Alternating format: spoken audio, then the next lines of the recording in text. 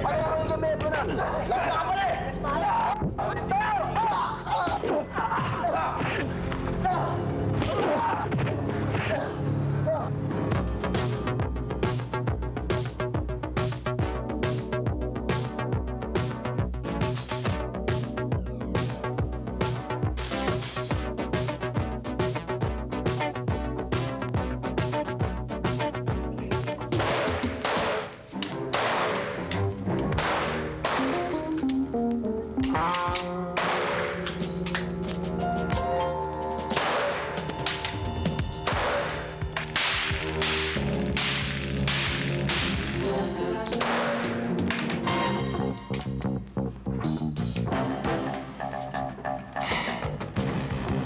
Konting ay ensayo pa, Alex.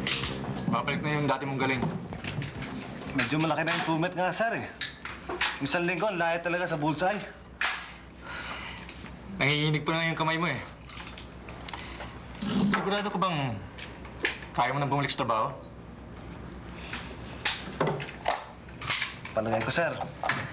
Hindi naman ang desisyon kong importante sa bagay na yun eh. Kayo, ano sa tingin niyo? Hindi, Alex. Ang importante, kung anong tingin mo sa sarili mo. O sabihin ko nga okay sa akin. Yun pala, sa loob-loob mo, hindi pa. Hindi, wala rin. Matagal ko nang gusto magkaroon ng field assignment, sir eh. Hindi talaga ako po pwede sa headquarters lang. Naiinip ako doon eh. Talaga bang hindi ka na uminom?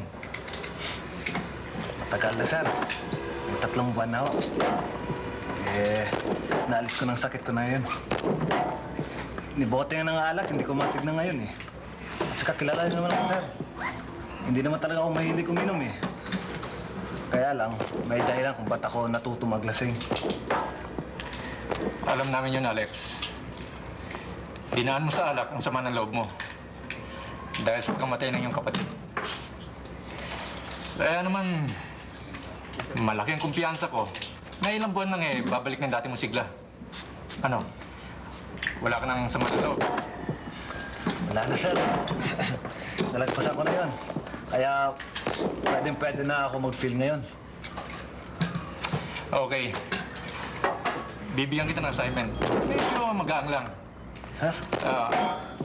Ikaw ang umayos sa kaso ni Cesar De Leon. Yung namatay sa Hastings.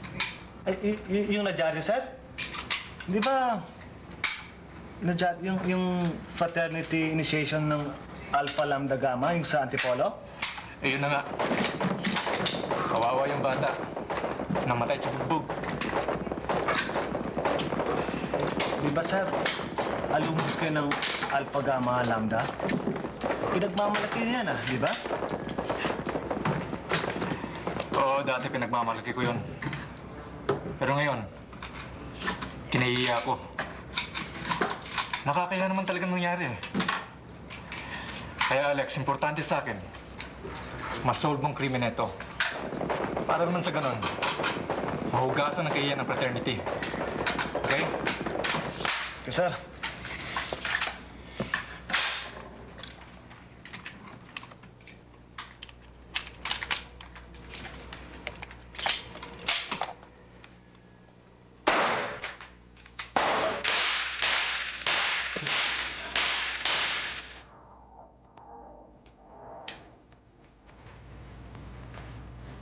Tara,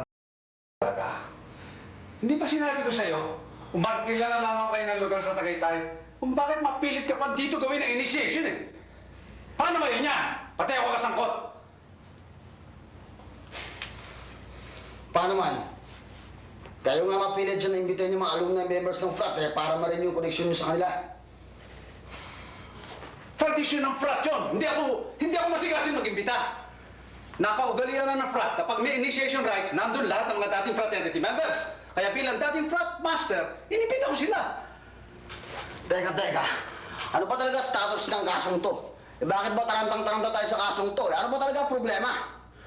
Dahil napatay mo si Cesar De Leon. Napatay?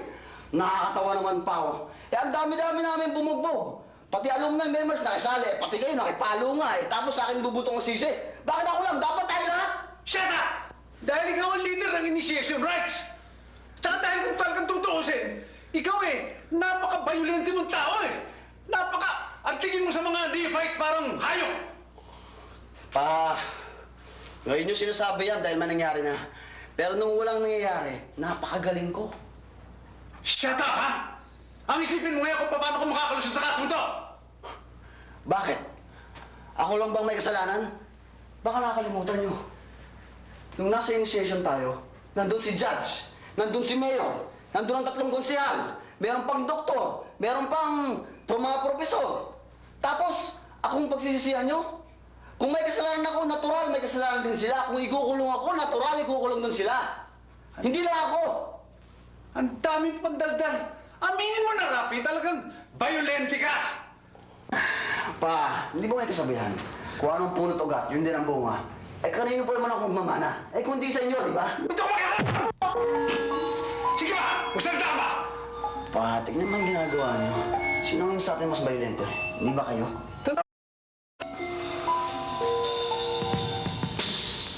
Sige.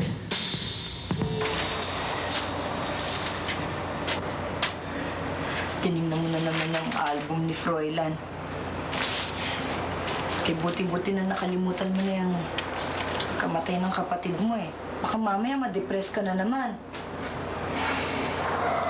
Nalagpas ako ng depression na yan. Kaya wala epekto sa akin kahit tignan ko pa ang mga retrato na ito. Tanggap ko ng lahat, Chino, kaya pwede ba? Ang hirap sa'yo, akala mo kilalang kilala mo na yung sarili mo. Eh, ikaw mismo nagtataka kung bakit dumalas siyang pag-inom mo matapos mamatay si Froilan. Tingnan mo nangyari sa'yo. Pinul out ka sa field. Tinanggalan ka ng assignments. Lipas na yun, Gina. At hindi na ako umiinom. Kaya ko na mag-field ulit. Kanina nga, binigyan na ako ng bagong assignment ni Chief. Ano? Ano na namang kaso binigay sa'yo? Haharap ka na naman sa panganib. Eh, kay buti-buti na nga nasa opisina ka na lang eh. Eh, kung yung pagkamatay ni Froilan hindi mo kayang tanggapin, hirap na hirap ka, sasaba ka pa sa problema ng ibang tao? Ano ka pa naman, Alex? Magaan kaso lang naman to eh. Iimbestigahan ko lang yung fraternity na nag-haste ng isang estudyante. Yung namatay yung sa dyaryo. Ah, sa tingin mo magaan na kaso. Eto, tingnan mo. Hindi basta-basta fraternity ang involved dyan, Alex. Kasama yung mga anak ng mga mayayaman. Sa initiation, may mga alumni pang involved. Mga bigating tao, mga husgado, mga politiko, mga businessmen. Anong laban mo sa kanila? Ang lawak ng koneksyon ng mga yan. Paano? Anong gagawin mo pag pinressure ka nila? Taga-NBI ang asawa mo, Gina. Ibahid mo kaming taga-NBI. Kaya nga kami tinatawag Agency of Last Resort ng taong bayan. Ewan ko. Para na kasing nawawalan ako ng kumpiyansa sa station natin. Mawawalan ka ng kumpiyansa kung magkikibit-balikat kami, mga taong katulad ko. Ah, basta, ang alam ko, namimiligro na naman tayo. Trabaho lang ako.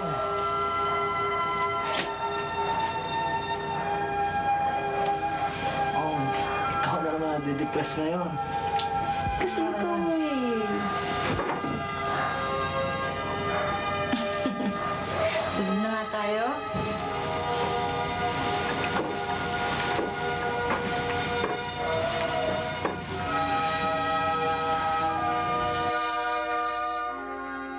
Ano ba ang itsura ng biktima bago nagsimula ang initiation, attorney?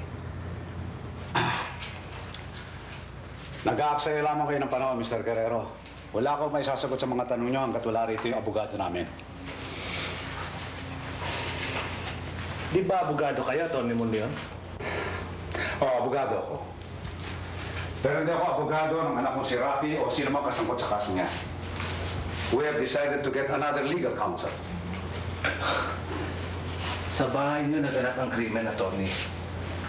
Hindi ba pumasok sa isip niyo na baka kayo mismo kasama sa demanda ng kasong ito? Wait. Mr. Guerrero, napakaaga yata para tawagin isang krimen ang nangyari. Siguro, mas angkop na tawagin itong isang aksidente. Ano ba ang sagutin ko rito? Isang fraternity initiation rite ang naganap. At alam niyo naman kung ano nangyayari sa isang fraternity hazing? Maraming nangyayaring hazing kahit sa ibang mga fraternities. Kahit sa militar. Marahil kahit sa NBI nyo. Hindi ho kami gumagawa ng ganyan, attorney. O sige, pagpalagay na natin. But you'll have to admit, this is not the first case of fraternity hazing. Ang dami-daming nangyayaring ganyan. Tapos itong isang neophyte na voluntar naman na sumasali ito sa fraternity, na nagkataon naman na mahina ang konstitusyon, na nagkataon naman namatay, krimen ba matatawag yan? Criminal ba yung mga disente, mga tao na sumali ito sa hazing dahil it's just a traditional practice? Ano man ho ang mga sagot sa mga tanong niya, attorney? Hindi na natin mabalik ang katotohanan na bangkay na si Cesar De Leon ang dalhin sa ospital. Ang mga latay sa kanyang katawan ay ebidensya ng karahasan at hindi karinyo. Mr. Guerrero, pareho tayo ng alma mater, di ba? Pareho tayo ng eskweleng pinasukan. Meron ko bang fraternity na sinalihan nun? Meron ho yung Sigma Phi. Sabi ko na nga ba Sigma Phi. Mortal na kalaban ng Gamma Lambda. Baka naman kaya mo iniipit kami mga Gamma Lambda dahil magkalaban tayo ng fraternity. Hindi ho ako umiipit sa inyo, attorney. Kayo mismo umiipit sa sarili nyo. Marami kayong dapat ipaliwanag sa pagkamatay ni Cesar De Leon. Marami pa akong gagawin sa araw na ito, Mr. Guerrero. Pwede na kayong umalis.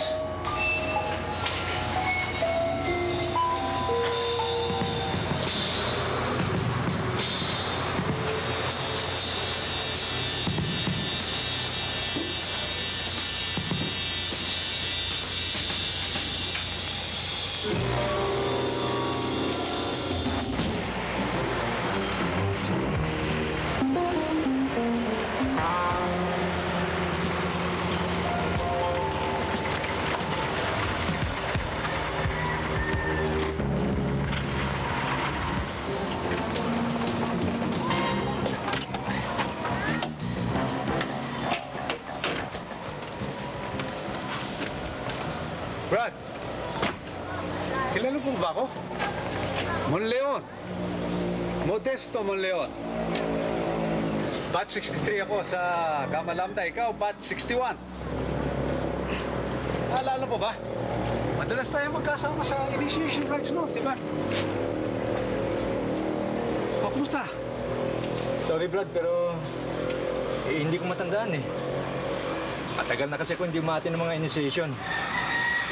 Ibang-iba yung initiation namin noon kaysa sa initiation ngayon. Naging marahas sila. Wala pumasok yung batch ninyo. Kaya may pinagmana ng batch ngayon.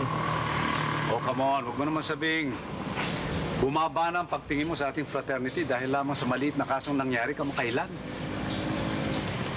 Panyero, hindi maliit ang bagay para sa akin ang pangyayaring yun. Nasira ang reputasyon ng Gamma Lambda dahil doon. Gamma Lambda is a fraternity of decent people. Alam mo yan. Miyembro ka. Iyon ang gusto kong patunayan. Na may mga natitira pang dissenting miyembro ng Gamma Lambda.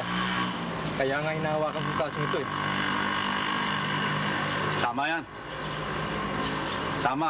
Ganyan na ang gawin mo. Kailangan imbestigahan ang kasong to kahit na anak ko involved yan.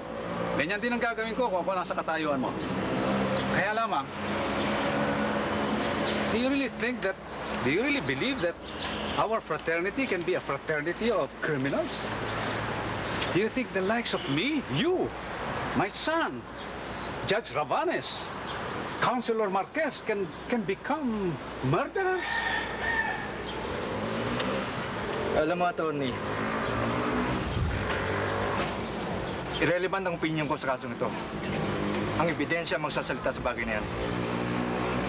Well, go ahead. Do your work. Sige, pag natapos ang kasong yan, mag-reunion tayo, just like old times, ha? Okay. Sige na. May lakad pa ako eh. Sige. Yan ang hirap sa'yo, brad eh. Masyado ka nervyoso. Relax ka lang. Masyado kang kinakabahan eh. Alam mo, Brad, maraming kamalabdan sa gobyerno. At saka, willing silang tumulong sa atin. Susuportahan tayo ng mga yon. Alam mo, dumaan rin sa initiation ng mga yon eh. Pero tinitira na tayo sa dyaryo, pare. Lahat ng kolumnista, binabatikos na tayo. Pati na ang board of directors ng eskwelahan, tinitira na tayo. Tayo na yata ang pinakamasamang tao sa balat ng lupa. Eh, wala tayong magagawa. Ganun talaga eh. Mainit pa kasi yung issue. Pero tignan mo, Brad. Makalipas lang ilang buwan. Tignan mo, wala rin mangyayari eh. Marami ng biktima ng hazing na ganyan eh. Tignan mo, may nangyari ba? Wala rin eh. Pero aminin na natin, pare, talagang sumobra ang pagbugbog natin kay Cesar. Sumobra? Sobra? Sobra talaga, okay? Hindi ka talaga kahit kailan. Siya naman. Mabibilang ba naman natin ng palo? 10, 20 palo. Matatansa mo naman ng palo sa initiation. Eh, ganun talaga yung sistema. Eh, walang limit ang pagpalo, Brad. Hindi natin malalaman kung sinong kaninong palo ang bumatay sa kanya. Hindi tayo manghuhula, hindi natin malalaman yun. Pero may choice tayo para hindi gawin yun, di ba? Choice. Tradisyon yun, Brad. Kailangan sundin natin tradisyon. Eh kung di natin gagawin yun, ano mangyayari? Siyempre dapat sundin natin yun. Ano ba talaga ang papel ng karahasan sa isang fraternity? Alam mo, Brad, hindi pwede questionin ang tradisyon. Yung mga taong tumitira sa atin, sumali rin yan sa fraternity. Nag-initiation din yan. Binubugbog sila at sila rin ang bubugbog. Mga ipokrita lang mga yan eh. Mga plastic. Matanong nga kita, pare. Ikaw, sumasama ka sa initiation. Ang bubugbog ka rin, nakikipalo ka. Alam mo ba kung bakit mo ginagawa yun? Ah. Relax ka lang, Brad. Mga masasamang damong katulad natin eh. Tatagal. Stop ka lang yan, Brad.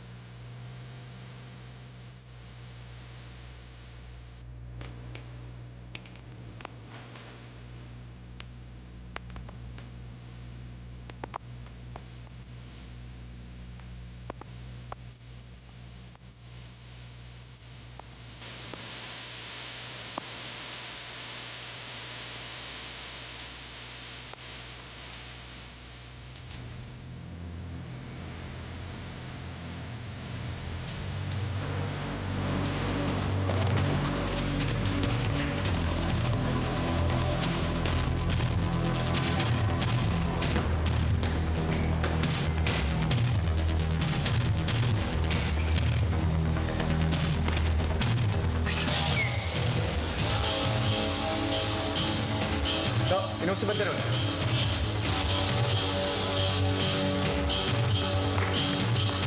Wala eh. Paano kapitin po ba niyo?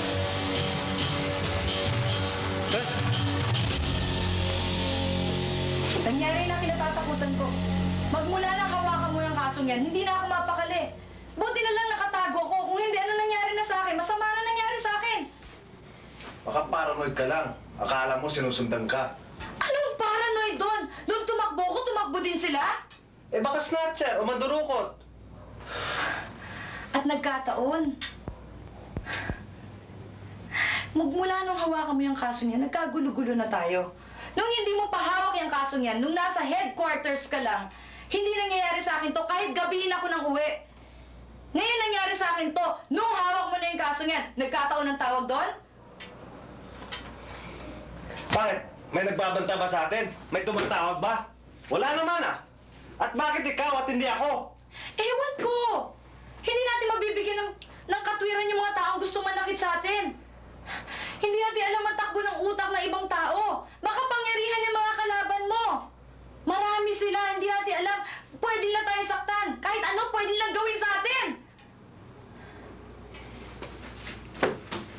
Baka gusto lang nila matakot tayo.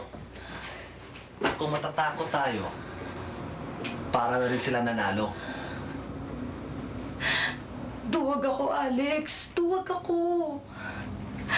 At mas gugustuhin ko pang duwag ka kaysa naman mamatay tayo. Mas mabuting buhay tayo.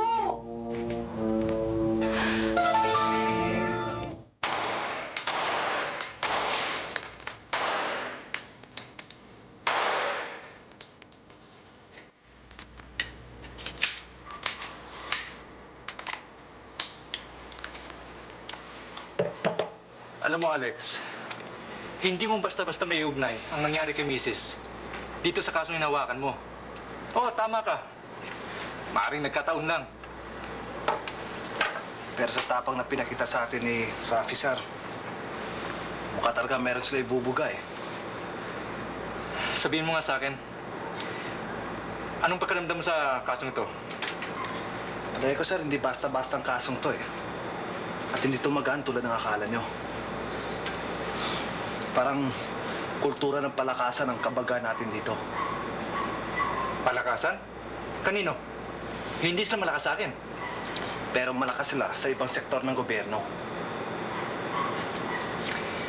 Alex, huwag mong payagan malaso ng isip mo sa mga bagay-bagay na yan.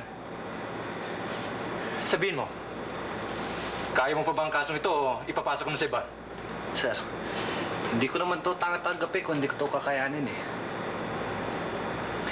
Baka naman, nagiinom ka na naman. Hindi kita kukonsintihin dyan.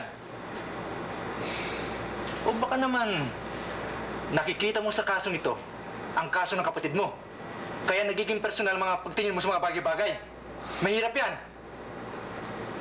Sir, kung hindi ko nalutas ang kaso ng kapatid ko, hindi ako papayag na hindi rin malutas ang kasong to.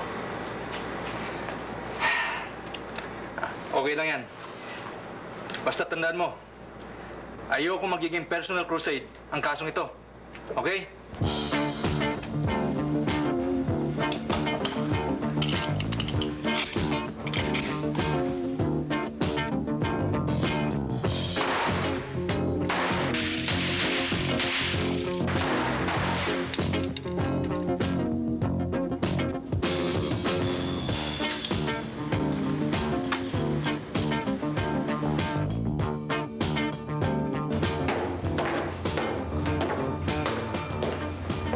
Kayo na naman, Mr. Guerrero.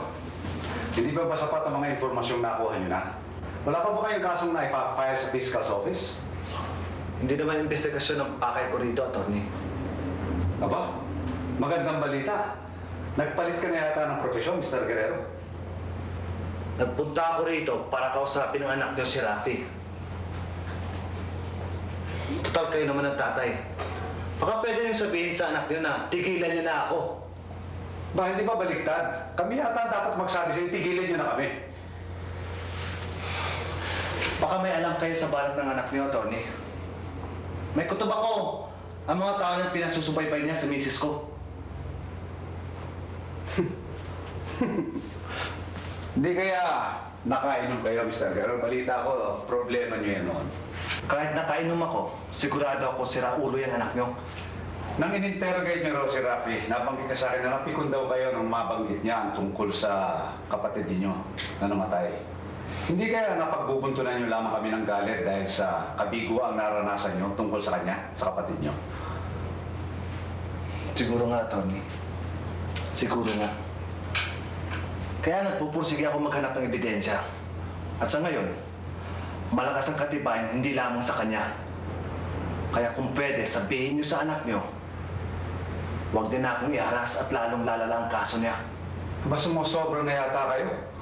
Noong una, pinagsususpetsahan niyo siya na isa sa mga pumatay kay De Leon. Ngayon naman, inaakusahan niyo siya ng harassment. Ano susunod dyan? Rape na? Kidnapping? Dark pushing? Gun running? Ano ba ang mga panatang na hindi niyo sa kanya? Sa kanyang inaasal, hindi malayang maging ganun ang anak niyo. My son is a law student. A good, conscientious, diligent law student. Hindi niyo lang nalalaman ang sakit ng damdaming nararanasan namin mga magulang niya dahil sa mga paratang niyo yan. Hindi niyo rin alam ang sakit ng damdamin dinaranas ng mga magulang ni Cesar De Leon. Wala na tayong dapat pang pag-usapan. Makaalis ka na, Mr. Guerrero.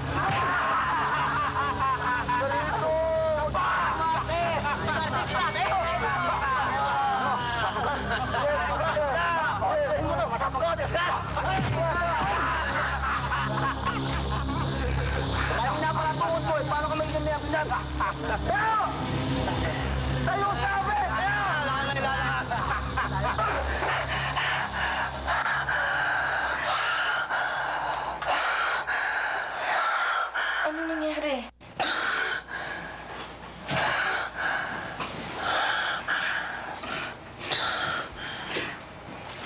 Alex, ano nangyari? Yung hazing. Napanaginipan ko yung hazing. Pero hindi si Cesar De Leon ang binubugbog. Nakita ko yung kapatid ko. Masyado ka na talaga nakasubsob sa kaso niyan. Hanggang sa panaginip sinusundan ka. Nakita ko rin sarili ko doon. Nakatayo lang sa isang tabi. Walang ginagawa. Hindi man lang ako tumulong.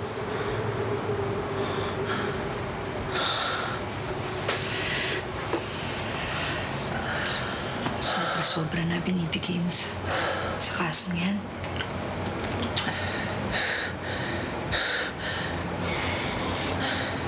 Isa lang ibig sabihin nun, Gina.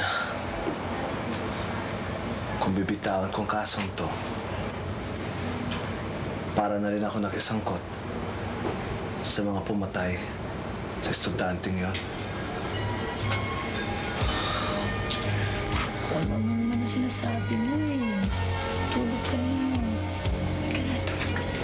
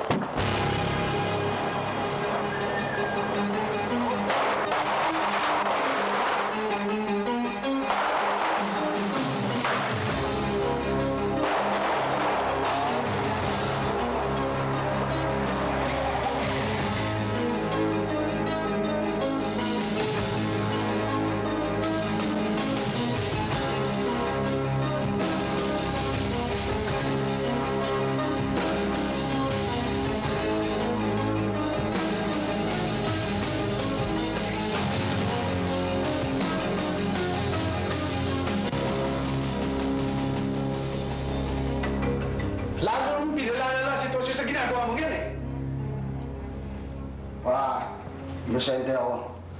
Malinis ang konsyensya ko. Wala akong kinalaman sa mga pinagsasabi niyo. Ano walang kinalaman? Ako nga huwag mong paglololokohin, Rafi. Ilang taon ka na sa law proper? 8 taon na. Hindi ka pa tapos dahil sa katarantaduhan mo. Akala mo ba madadaan mo sa sinta ng mga otoridad? Pag nagkagipitan na, kahit sino pang hari ang koneksyon natin, walang magagawa para sa atin. Pero pa, hindi lang naman ako ang pinagbibintangan dyan sa kasong yan eh. Madaming tao dyan may masamang bala kay Guerrero. Eh bakit ako lang ang pinagsususpetsahan nyo? Dahil sira ulo mo. Abuga siya pa naman ang kinukuha mo, hindi mo ginagamit ang ulo mo. Pa, asa na naging parang yung mga pinagmamalakan yung koneksyon? Eh bakit hanggang ngayon eh wala pa rin nangyayari? Nasa dyaryo pa rin kami. Yung mga ibang kabrad natin. Ayan, kung anong sinasabi laban sa inyo. Eh sino ba mga miyembro sa fraternity na ito? Hindi ba tayo rin? Eh bakit hanggang ngayon eh wala pa akong nakikita suporta para sa atin? Kasi nga, mali ang mga inaasta mo. Kung tama inaasta mo, hindi ikaw masisisi. Eh paano na kung magsubong sila? Ano isusumbong nila? Eh lahat sila nakipalo, nakihampas. Paano naman ako tatahimik pa? Paano ko ituro nila ako? Paano ko isisi nila ako? Kung aarte kang kriminal, sisisihin ka nga nila. Sa nila ibubunto ng mga kasalanan. Disente ang pamilya mo. Disente ang pangalan mo. Kaya disente ang iasta mo, Rafi! Bad trip naman pa ako. Pati kilos ko pinapakailaman nyo eh. Pero iba ang pamana kundi sa inyo. Rafi!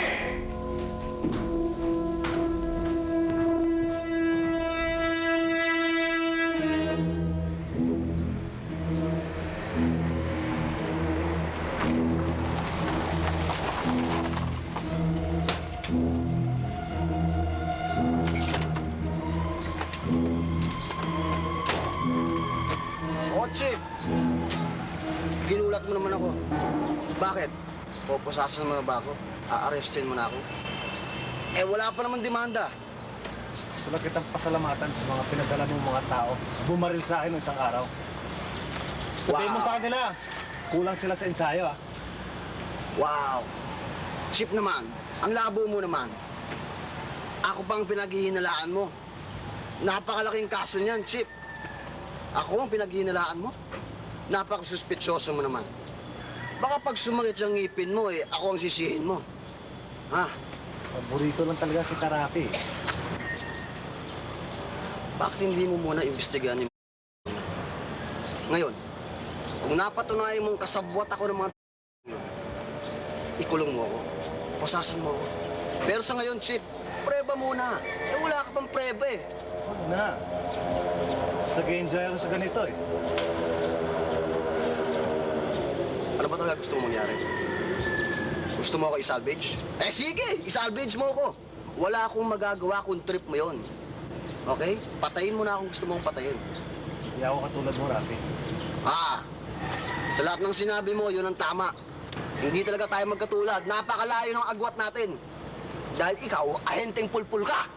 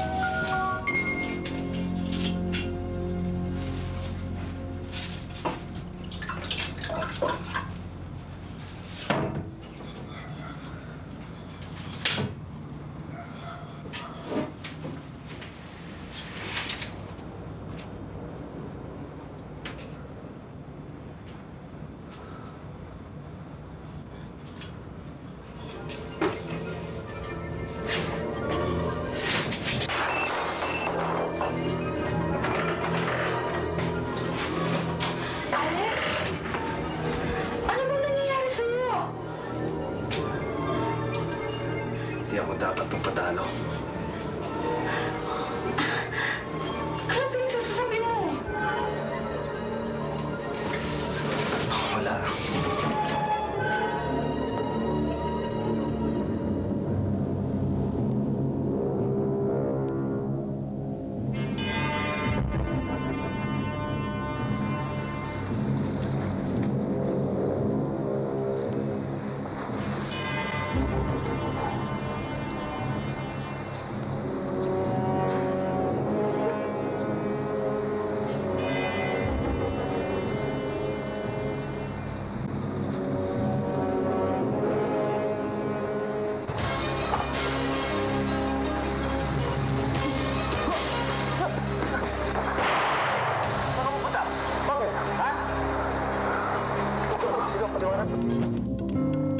Ibig mong sabihin, hinang-hina na si Cesar, pero tinuloy niyo pa rin yung negotiation.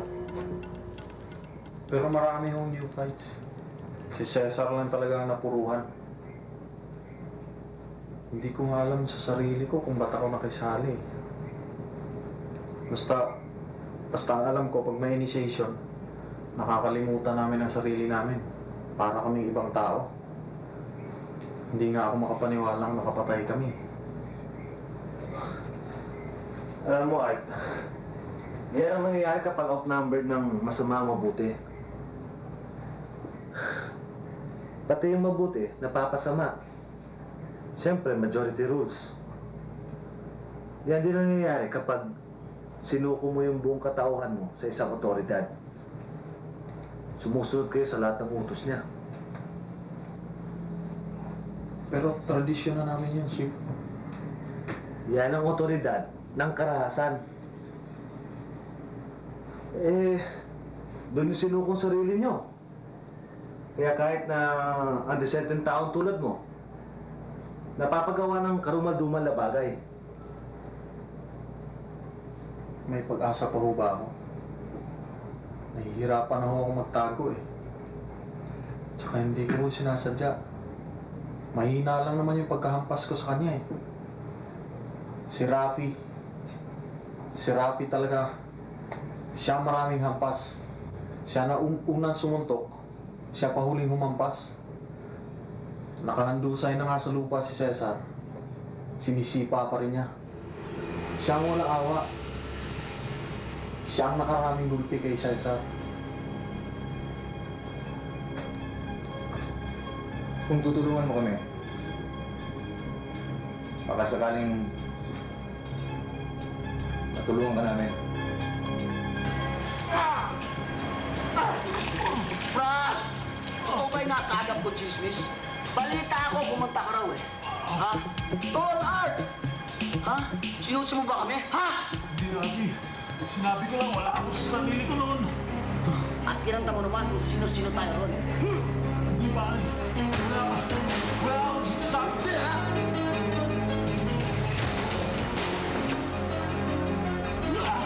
Ang hirap sa'yo, Brad. Masyado kang sismoso. Masyado kang madaldal eh. Traitor ka! Tasok ka ba? Sige, tulad! Sabulong ba ako?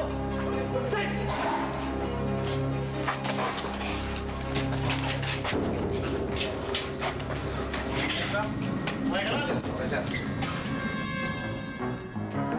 Congratulations, Alex. Kahit mabibigat ang kalaban mo, hindi ka sumuko. Hindi lang ito tagumpay ng NBI. Tagumpay ito ng hustisya sa buong bansa. Thank you, sir. Pero, ang dapat na pasasalamatan natin ito si Commander eh. Kahit na nag-aalala sa kaligtasan ko, andyan pa rin at sumusuporta sa akin. Uy, Diba? hindi biro yung dinayas kong pag-alala at pangamba araw-araw ha. Kaya kung pwedeng ma-assign ulit ito sa headquarters, i-assign nyo na uli. Naku! Eh, gusto mo lang sa bantayan eh. Kaya yun sa PLC. Hindi ah. Well, Alex, Nakahuli mo. this calls for a celebration. Yes, kaya lang may isang problema. Ba't dalawa na yung baso niyo? Yun ang problema. Hindi ka pwedeng minom. Yun. Okay na, sir. Hindi ako naman. Lang. Tempting ba? Hindi.